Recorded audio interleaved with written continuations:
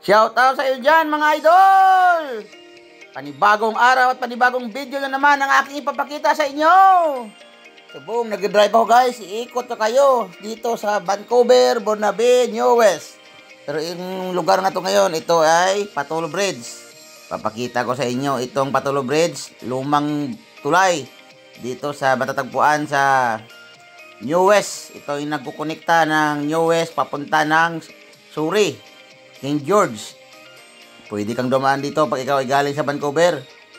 Kahit saan, basta dumating ka sa New West, pwede mo itong daanan para makatawid ka. Isa itong access papunta sa King George, Surrey, Delta, lahat, Patulo Bridge. Ngayon, nagmagawa silang bagong tulay guys. Ito sa kanan. Tignan nyo. Tara, panoorin natin. Sabayan nyo ako. Dati pangarap ko lang itong gawaan dito sa tulay na to. At nakikita ko lang ito sa mga postcard nung ako ay sa Pilipinas pa. Pero ngayon, nadaanan ko na ng personal. Ayan guys, napakaganda. Napakaganda itong tulay ng mga tanawin guys.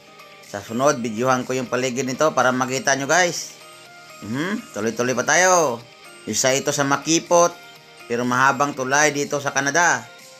Kung minsan nahagip yung mga barrier na yan, yung mga divider barrier na yan, plastic lang yan guys. Dahil sa masikip, kung minsan hindi matansya ng driver yung pag-drive. Kaya nahagip yan guys. Yan. At kung nakikita nyo, kahit construction yan, ay hindi nagtatraffic ng marami dito guys. Maliban lang kung rush hour, ang umaga, alas 3, ganon. Yung nagmamadali yung mga tao, labasan ng trabaho, nagkukos ang traffic. Kasi mayroon sila ditong sistema sa paggawa ng trabaho. Mayroon kung wari, gabi, Friday ng gabi, mayroon silang mga oras pagtrabaho kasi alam nila na wala nang pasok pagka umaga. Mga simula alas 3, alas 4, busy yan, alas 4, alas 5, hanggang gabi. Kung minsan, yung mga lugar na busy talaga, gabi silang katrabaho guys, para hindi mapiktuhan yung mga motorista. Ganon sila kagaling dito at mabilis ang trabaho, hindi pa bagal-bagal.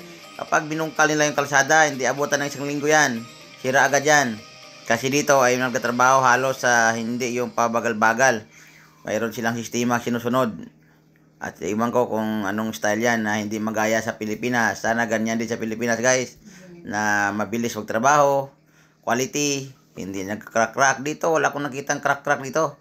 Makikita mo lang dito kung medyo pangit yung kalsada kung sa katagalan na. Pero mayroon silang sistema dito nga kahit hindi pa kailangan tanggalin. Mayroong lifespan dito yung kalsada guys. Kumbaga ngayon tanggalin na. O mga 5 years lang, o 10 years, o 20 years, ganon. Kasi naman, lalo yung mga main road, ini-script lang nila, walang kabilya.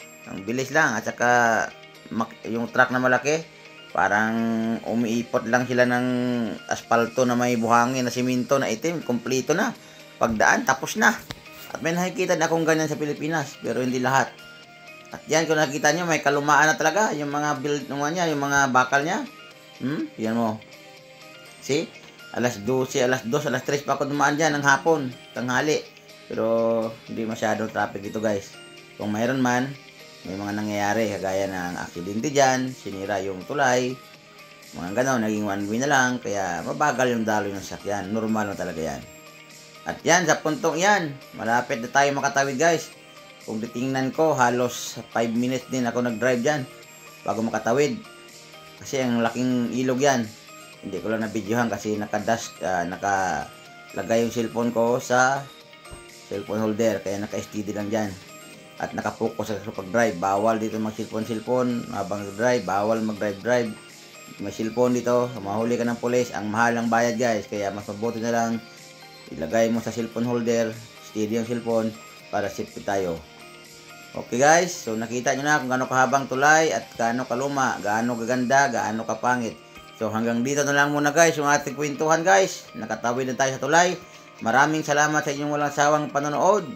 Kung nagustuhan mo yung mga video ito, paki-subscribe, follow, like na rin. At samahan nyo rin ng share.